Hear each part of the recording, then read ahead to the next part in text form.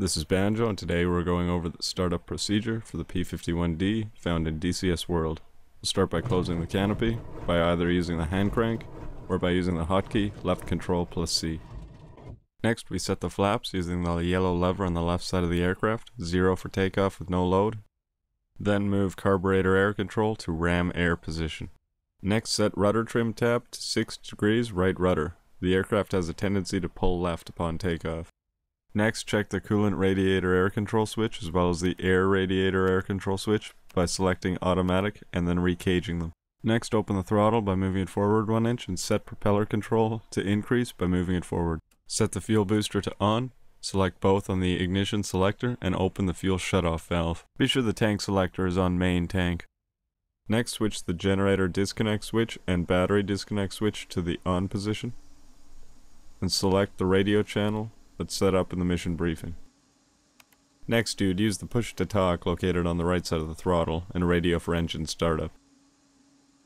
Mazda, in field 1-1, request startup. Though in this mission, I didn't define the radio parameters, so they will not radio back. Next, prime the engine by holding the primer for 1 to 2 seconds in warm weather, 5 in cold. Pull and hold the park brake, engage the wheel brake, release the wheel brake, and then release the brake handle. This will leave the wheel brakes engaged.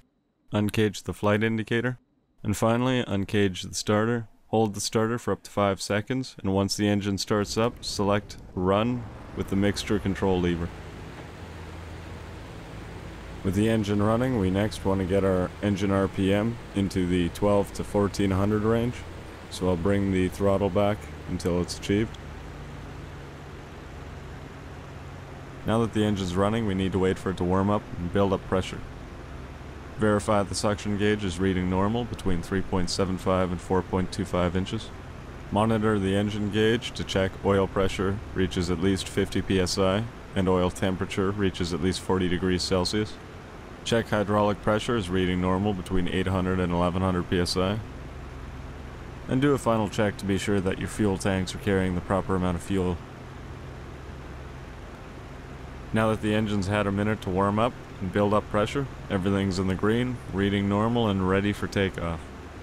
It's at this point that you would radio for taxi, and then start rolling off to the runway.